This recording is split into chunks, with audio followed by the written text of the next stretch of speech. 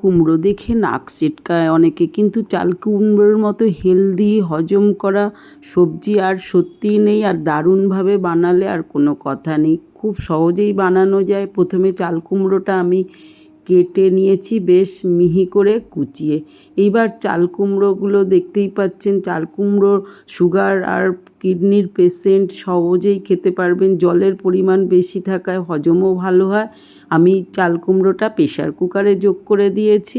এইবার এই প্রেশার কুকারে চাল কুমড়োর মধ্যে আমি কিন্তু একটুও জল যোগ করিনি, সামান্য পরিমাণ এর মধ্যে একটু হলুদ গুঁড়ো আর একটুখানি প্রয়োজন মতো লঙ্কা গুঁড়ো দিয়ে দিচ্ছি। দেওয়ার পরে একটু ভালো করে মিশিয়ে নিতে পারেন, বা না পারলে সামান্য একটু নাড়িয়ে চাড়িয়ে দিন, আর হাফ কাপেরও কম জল দিন। চাল কুমড়ো থেকে প্রচুর জল বেরোয়, একটা সিটি দেব। এই সময় আমি ভিজিয়ে রাখার ডাল, যেটা 2 ঘন্টা ভিজিয়ে রেখেছিলাম, ছোলার ডাল বেশ ফুলে গেছে, মিক্সির বাটিতে যোগ করে দিলাম। দেওয়ার পরে সমস্ত ডালটার আমি বেটে নেওয়ার ইচ্ছা, এর মধ্যে 2-1টা কাঁচা লঙ্কা যোগ করে দিতে পারেন, আর একটু মরিচ দিতে পারেন। আমি কেবলমাত্র কাঁচা লঙ্কাই দিয়েছি। দিয়ে সুন্দর করে বেটে নেব বেশ মিহি করে ডালটা। নিরামিষের সেরা রান্না এটা, আর বেশ টেস্টি হয়, ঝামেলা নেই বানাবার। এবার ডালটার মধ্যে একটুখানি লবণ যোগ করে দিলাম, ব্যাস মাখাটা রেডি। কড়ায় তেল গরম করে নিয়েছি, সাদা তেলেরই ব্যবহার করেছি। এইবার ছোট ছোট করে বড়া আকারে ভেজে নেব। ইনস্ট্যান্ট বড়া এইভাবেই বানাতে পারেন। বাজারের বড়িগুলো সত্যি খুব একটা টেস্টি হয় না, ভেঙে যায়। আর টেস্টের জন্য ছোলার ডালের বড়া কিন্তু বেশ ভালো হয়।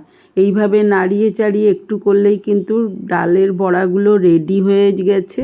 ব্যাস তুলে রেখে দিন। এবার একটু কালো জিরে দিন, শুকনো লঙ্কা ফোড়ন দিন, কাঁচা লঙ্কা একটু কুচিয়ে দিন, আর একটু জিরে ফোড়ন দিয়ে দিয়েছি। খুব কম মশলায় রেসিপিটা হয়ে যায়। দেখুন চাল কুমড়োটাও সিদ্ধ হয়ে গেছে এই ফাঁকে। এইবার দেখুন তাই কত জল বেরিয়েছে, ঢেলে দিলাম।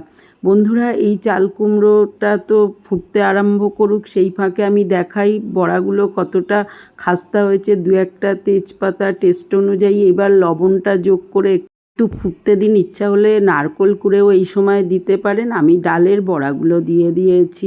এগুলোও কিন্তু খুব চটজলদি হয়ে যায়। যারা নারকেল খাওয়ার বারণ তারা কিন্তু এইভাবে করতে পারেন। ব্যাস রেডি হয়ে গেল।